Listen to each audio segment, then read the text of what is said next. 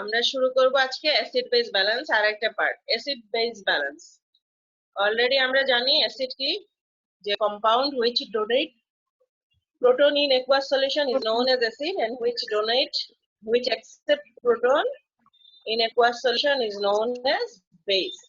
আর আমাদের একটা কনস্ট্যান্ট ব্লাডের পিএইচ হচ্ছে কত, 7.35 টু 7.45, এগুলো হচ্ছে আমাদের কনস্ট্যান্ট পিএইচ। তো during normal metabolic process, both acid and bases are formed. Usually acidic substance predominate. These substances may enter the blood plasma and other ECF compartment for metabolic, excretory and other form of disposal. তাহলে কি হলো দেখো, আমাদের যে বডিতে যে metabolism হয় সেই মেটাবলিজমে অ্যাসিড এবং বেস দুইটাই ফর্মেশন হয়, কিন্তু অ্যাসিডটা বেশি তৈরি হয়। তার মানে আমাদের বডি হচ্ছে কি নেট অ্যাসিড প্রোডিউসার, আমাদের বডি হচ্ছে net acid producer. These substances enter the blood plasma and other ECF compartment for metabolic, excretory and other form of disposal. আমরা তো আমাদের ECF এর pH জানি 7.35 to 7.45। ICF এর pH জানো? ICF এর pH কত? ইন্ট্রাসেলুলার ফ্লুইড, ইন্ট্রাসেলুলার ফ্লুইডের pH কত? ইন্ট্রাসেলুলার ফ্লুইডের pH হচ্ছে 7 থেকে 7.3। এটা ECF এর তুলনায় আরেকটু অ্যাসিডিক। কেন? এই যে মেটাবলিজম বিভিন্ন ধরনের অ্যাসিড প্রোডাকশনের জন্য আমাদের ICF এর pHটা একটু বেশি অ্যাসিডিক হয়। তারপরে আসো endogenous source of acid. Endogenous source কি কি আছে? Ionization of various organic acids that are intermediate in the metabolism of glucose, fatty acid and amino acid. Uric acid from the catabolism of urine, sulfate from the oxidation of sulfur containing amino acid, carbonic acid formed by the hydration of the carbon dioxide. তাহলে এগুলা হচ্ছে endogenous source. হ্যাঁ, ionisation of various organic acid. তারপরে আমরা জানি purine ক্যাটাবলিজমের মধ্যে uric acid তৈরি হয়। তারপরে হচ্ছে sulphate from the oxidation of sulphur containing amino acid, carbonic acid formed by the hydration of carbon dioxide. আর সোর্স কি বেজের? বেজের সোর্স হচ্ছে formation of ammonia from deamination of amino acid, formation of anions such as bicarbonate, biphosphate and acetate and citrate of citrus food. এইগুলা হচ্ছে বেজের যে বেজের সোর্স, এন্ডোজেনাস সোর্স, মানে বডিতে কিভাবে কোথায় কোথায় বেস তৈরি হচ্ছে। তারপরে আসো, the blood remain at the remarkably constant basic level of pH 7.35 to 7.45 during health. To accomplish this, the body has 4 lines of defense: the buffer system of the blood, tissue, fluid, cell, mineral salt of bone, excretion or retention of carbon dioxide by the lung, excretion of acidic or alkaline urine, and formation and excretion of ammonia.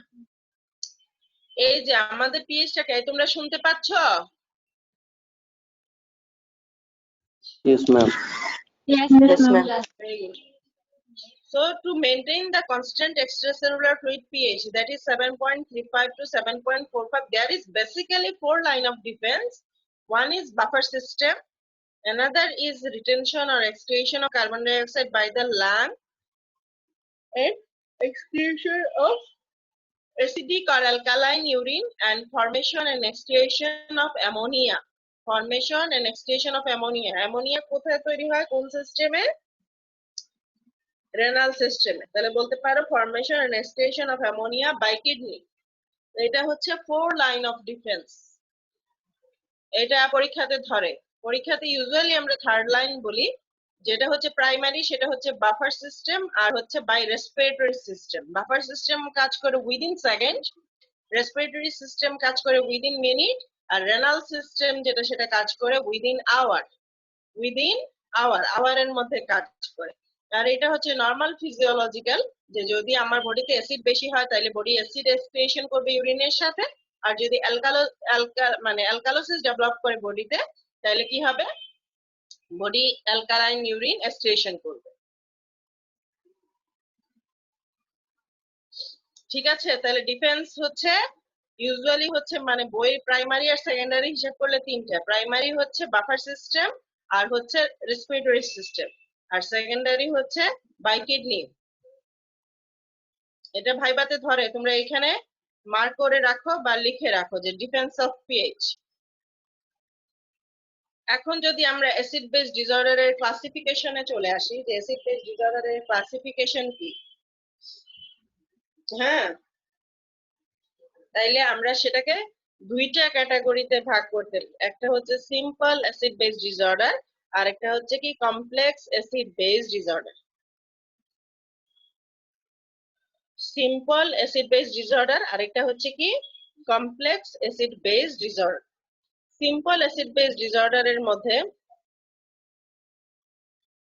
আমরা দুইটা ক্যাটাগরিতে ভাগ করতে পারি, acidosis আর হচ্ছে alkalosis. Acidosis হচ্ছে metabolic acidosis আর হচ্ছে respiratory acidosis, আর alkalosis হচ্ছে মেটাবলিক অ্যালকালোসিস আর হচ্ছে কি রেসপিরেটরি অ্যালকালোসিস। আর কমপ্লেক্স অ্যাসিড বেস ডিসঅর্ডার হচ্ছে আবার দুই টাইপের, একটা হচ্ছে ডাবল ফেজ টাইপ। তোমরা এই ফেজ বানানটা দেখো, তোমরা কি করো, লিখো পিএইচএস, ফেজ লিখো, ফেজ না, এটা হচ্ছে ফেজ টাইপ। দুই ধরনের কম্বিনেশন, যেমন ধরো এই যে metabolic acidosis, respiratory acidosis. Metabolic acidosis এর সাথে রেসপিরেটরি অ্যালকালোসিস। আবার দেখো মেটাবলিক অ্যালকালোসিস সাথে হচ্ছে কি রেসপিরেটরি অ্যাসিডোসিস। মেটাবলিক অ্যালকালোসিস এর সাথে রেসপিরেটরি অ্যালকালোসিস। আর এদিকে হচ্ছে triple phase type. Triple phase টাইপের মধ্যে দেখো মেটাবলিক অ্যাসিডোসিস যোগ মেটাবলিক অ্যাসিডোসিস, মেটাবলিক অ্যালকালোসিস, আর যদি রেসপিরেটরি অ্যাসিডোসিস, তার মানে তিন ধরনের সমস্যা যদি একই সাথে থাকে তখন সেটাকে আমরা বলবো ট্রিপল ফেজ টাইপ। আবার এখানে দেখো আর হচ্ছে রেসপিরেটরি অ্যালকালোসিস, এই তিনটা থাকবে হচ্ছে একসাথে, তাইলে সেটাকে আমরা বলবো কি triple phase type. Simple acid base disorder বলতে কি বুঝো তোমরা? হেন্ডারসন হেসেলবাল্ট ইকুয়েশনটা মনে আছে? Ma'am, pH is equal to minus log salt. Minus log বলতে কি বোঝায়? পিএইচ ইকুয়াল মানে নেগেটিভ লগারিদম। হ্যাঁ, pH equal to pK plus log conjugate base by weak acid. Acid, yes ma'am. Conjugate base by weak acid. আমরা যদি পিকে এবং log এই দুটাকে ইগনোর করি তাহলে পিএইচ ইকুয়াল টু কি হবে? Base by acid. আমাদের in our body the bicarbonate buffer is the most effective buffer and quantity is present in our body in a major quantity.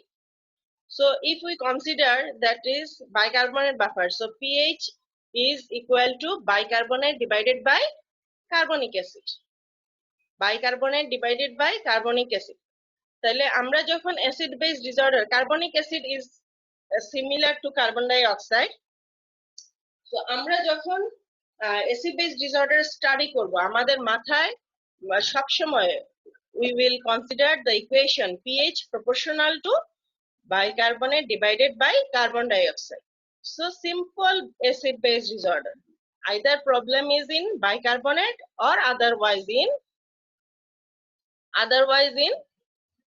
carbon dioxide. Carbon dioxide. If bicarbonate problem is within bicarbonate, it is metabolic acidosis or metabolic alkalosis. If problem is within carbon dioxide, it is respiratory acidosis and respiratory alkalosis.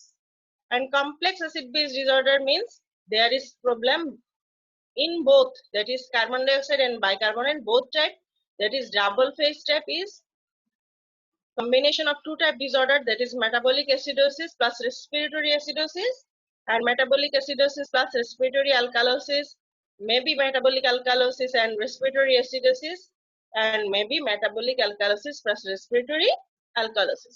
and triple phase step means there is combination of 3 type of disorder. So this is the classification of acid base disorder.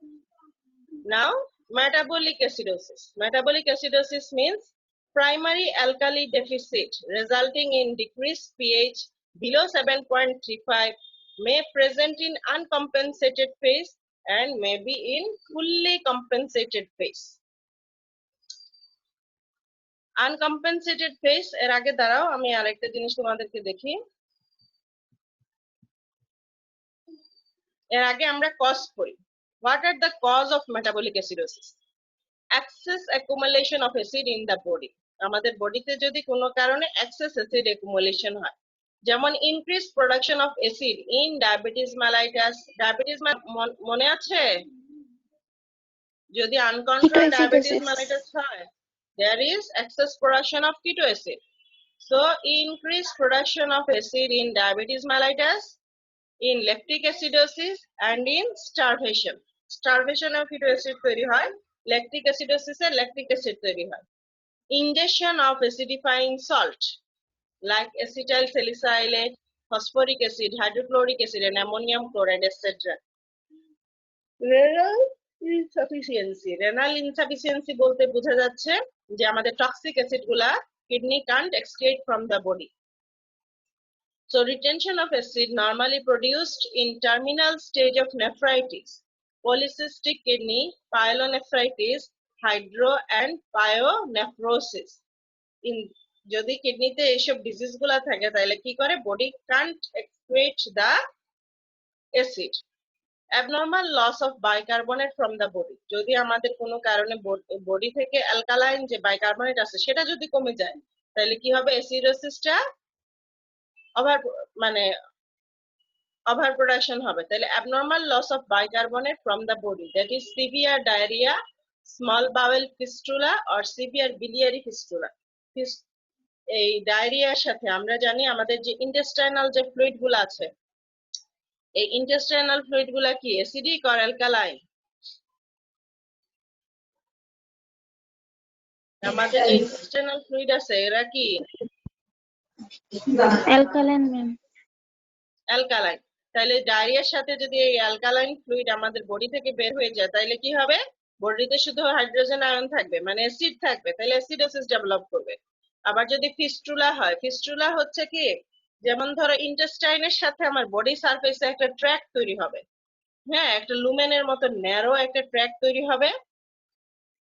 তখন কি হবে যে ওই লুমেনটা দিয়ে ধরো একটা পাইপের মতো কানেকশন ইন্টেস্টাইনের সাথে বডি সারফেসের, তাহলে এই পাইপটা দিয়ে কি হবে যত আমার ইন্টেস্টাইনাল যত সিক্রেশন আছে সব বের হয়ে চলে যাবে, তাহলে এই যে বাইকার্বনেট রিচ ফ্লুইড গুলা বের হয়ে চলে যাবে। সেম সিভিয়ার বিলিয়ারি ফিস্টুলা, একই এই ফিস্টুলা বলতেই বোঝায় যে একটা কানেকশন যেটা দুইটা ওপেনিং থাকে এবং সেই ওপেনিং এর মাধ্যমে যত ফ্লুইড আছে সেই ফ্লুইড গুলা কি হবে আমাদের বডি থেকে বের হয়ে চলে যাবে। ঠিক আছে, তাইলে এটা হচ্ছে কি আমাদের কজ অফ মেটাবলিক অ্যাসিডোসিস। কোথায় ছিল? তাহলে কজ অফ মেটাবলিক অ্যাসিডোসিস এর মধ্যে ছিল excess accumulation of acid in the body, that is যদি প্রোডাকশন বাড়ে, যদি কিডনি সিস্টেমে কোনো ডিফেক্ট থাকে, কিডনি যদি অ্যাসিড এক্সক্রিয়েশন করতে না পারে, আর যদি আমাদের বডি থেকে বাইকার্বনেটের লস বেড়ে যায়। মেটাবলিক অ্যাসিডোসিস হচ্ছে দুই ধরনের, বুঝছো? একটা হচ্ছে দাঁড়াও কি থাকো এই যে মেটাবলিক অ্যাসিডোসিস হচ্ছে দুই ধরনের। কিসের উপরে ডিপেন্ড করে আমি বললাম দুই ধরনের? অ্যানায়ন গ্যাপের উপরে ডিপেন্ড করে আমি বললাম যে মেটাবলিক অ্যাসিডোসিস হচ্ছে দুই ধরনের, একটা হচ্ছে high anion gap metabolic acidosis আর একটা হচ্ছে কি normal anion gap metabolic acidosis. Type কি কি আছে বলো?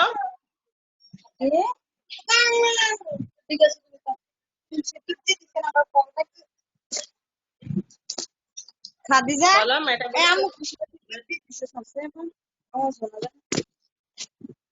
মেটাবলিক অ্যাসিডোসিস এর টাইপ কি কি আছে?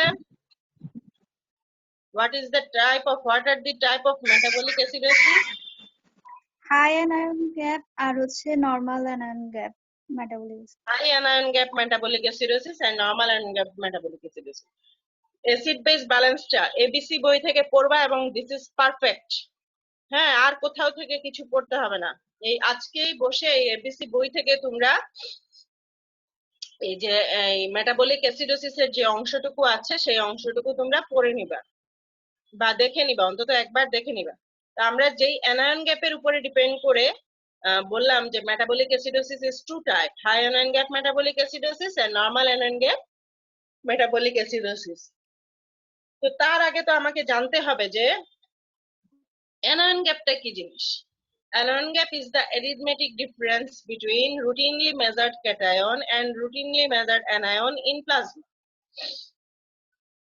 ঠিক আছে, তাইলে এটা হচ্ছে কি arithmetic difference between routinely measured cation and routinely measured anion in plasma. আমাদের ব্লাডে আমরা যে রুটিনলি যে ইলেকট্রোলাইট মেজার করি, ঠিক না, সেই ইলেকট্রোলাইটের প্যারামিটার গুলা কি কি জানো?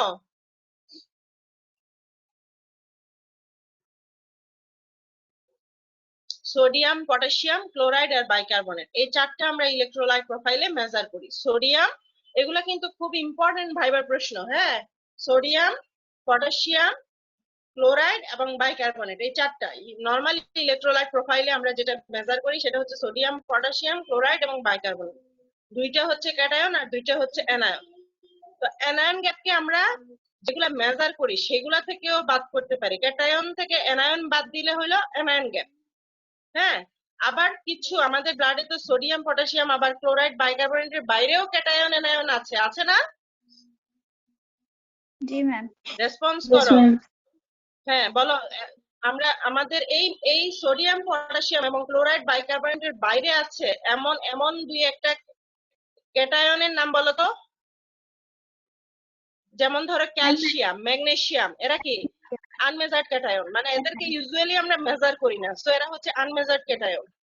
আবার হচ্ছে কি আনমেজার্ড অ্যানায়ন আছে, যেমন ধরো প্লাজমা প্রোটিন আছে, তারপরে সালফেট আছে, ফসফেট আছে, ল্যাকটেট আছে, এরা হচ্ছে আনমেজার্ড অ্যানায়ন।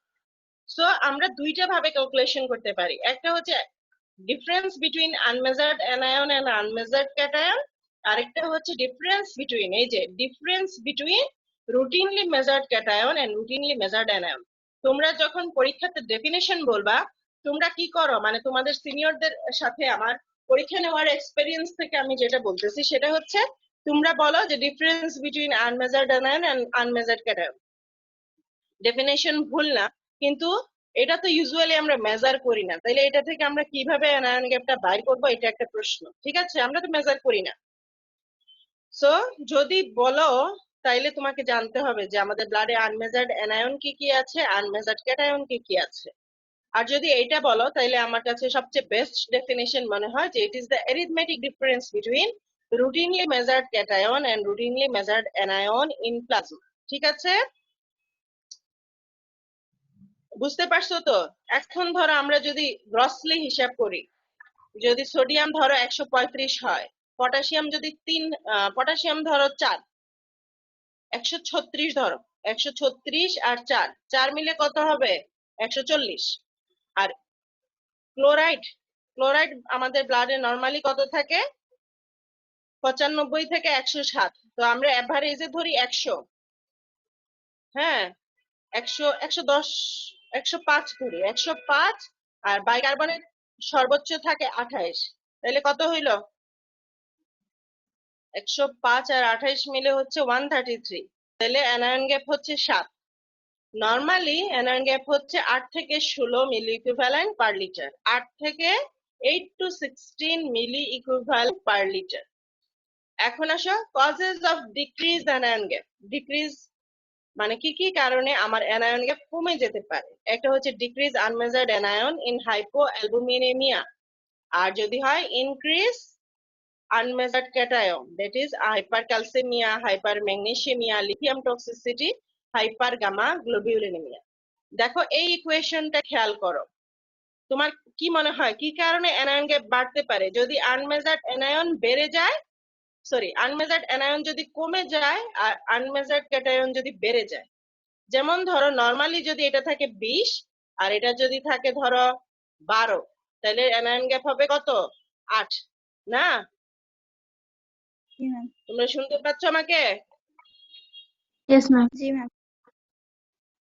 হ্যাঁ, ধরো নর্মালি এটা 20 আর এটা ধরো 12।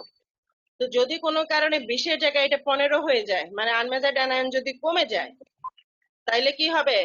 15 থেকে 12 গেলে 3, তাইলে অ্যানায়ন গ্যাপ কমে গেল না? Yes, ma'am. Yes, ma'am. হ্যাঁ।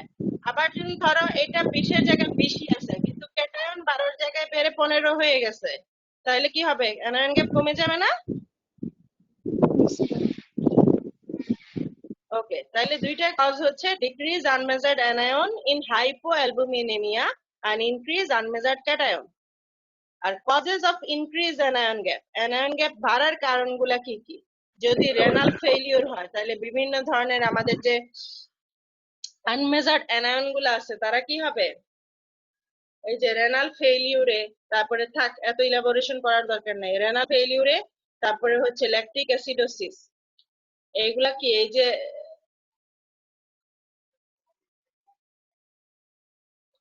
আচ্ছা, রেনাল ফেইলিউর যখন হবে আমার বডি তো আমার বডি কি করবে? আমার এই যে টক্সিক সাবস্টেন্স গুলা যেমন সালফেট, ফসফেট, ল্যাকটেট, হ্যাঁ, বা এই যে ল্যাকটিক অ্যাসিডোসিসে যে ল্যাকটেট তৈরি হবে, তারা body can't excrete from the body. তাইলে কি হবে? আমার বডিতে আনমেজার্ড অ্যানায়নের কনসেন্ট্রেশন বেড়ে যাবে না? আনমেজার্ড অ্যানায়ন তখন দেখবা 20 থেকে বেড়ে এটা হয়ে গেছে 30। তাহলে এইসব ক্ষেত্রে কি হবে? আমার অ্যানায়ন গ্যাপ বেড়ে যাবে, increase anion gap, same as ketoacidosis, poisoning by alcohol, salicylate, ethinyl glycol, decrease unmeasured cation. তাহলে এগুলা হচ্ছে causes of increase anion gap. তাইলে সবচেয়ে পরীক্ষাতে যেটা বেশি আসে সেটা হচ্ছে ইনক্রিজ অ্যানায়ন গ্যাপের কজ লিখো, 5টা কজ লিখো বা 5টা কজ বলো। তাইলে এই কজগুলা তোমরা পড়ে নিবা, যে যদি রেনাল ফেইলিউর হয়, ল্যাকটিক অ্যাসিডোসিস হয়, ডায়াবেটিক কিটোএসিডোসিস হয়, বা স্টারভেশন থেকে যদি কিটোএসিডোসিস হয়, তারপরে যদি পয়জনিং হয়, তারপরে হচ্ছে যদি কোনো কারণে আমার আনমেজার্ড ক্যাটায়ন কমে যায়, তাইলে কি হবে? আমার অ্যানায়ন গ্যাপটা বেড়ে যাবে। তাইলে আমরা এখন যেটা বলতেছিলাম যে মেটাবলিক অ্যাসিডোসিস হচ্ছে দুই ধরনের, একটা হচ্ছে increase anion gap metabolic acidosis. তাহলে increase anion gap metabolic acidosis এর কজ হচ্ছে সেম এগুলাই, আর আরেকটা হচ্ছে normal anion gap metabolic acidosis. Normal anion gap metabolic acidosis এর কজ হচ্ছে ওই যে আমরা একটু আগে পড়ে আসলাম না, ডায়রিয়া, বিলিয়ারি ফিস্টুলা, এইগুলা হচ্ছে কি, বা স্মল ইন্টেস্টাইনাল ফিস্টুলা, এগুলা হচ্ছে নরমাল অ্যানায়ন গ্যাপের cause, normal anion gap metabolic acidosis এর কজ। তাহলে আজকে তোমরা এবিসি বই খুলবা, খুলে প্রথমে তোমরা এই ক্লাসিফিকেশনটা পড়বা, এবং ক্লাসিফিকেশনটা পড়ে এই মেটাবলিক অ্যাসিডোসিস সম্বন্ধে যা আছে সেটা একটু রিডিং করে দাগ দিয়ে নিবা, ঠিক আছে? নেক্সট ক্লাসে আমরা পরবর্তী টপিকসে যাব। আর আরেকটা জিনিস আমি বলি, দুইটা টার্ম আছে, একটা হচ্ছে অ্যাসিডোসিস আর একটা হচ্ছে অ্যালকালোসিস। অ্যাসিডোসিস বলতে বোঝায় আমাদের ব্লাডের পিএইচ যেহেতু 7.35 to 45, তো ব্লাডের পিএইচ যদি 7.35 এর নিচে নেমে যায় তখন সেটাকে আমরা বলবো অ্যাসিডোসিস, আর যদি 7.45 এর উপরে চলে যায় তখন সেটাকে আমরা কি বলবো? অ্যালকালোসিস। অ্যালকালোসিস, ঠিক আছে? বুঝতে পারছো? Yes, ma'am. Yes, ma'am. ওকে, তাহলে আজকে তোমরা একটু দেখে নিও, আজকে যদি একটু দেখো তাহলে কালকে পরবর্তীতে আমরা যে পড়াগুলা পড়বো সেগুলো আমাদের জন্য আরেকটু সহজ হবে। ভালো থাকো সবাই, সুস্থ থাকো।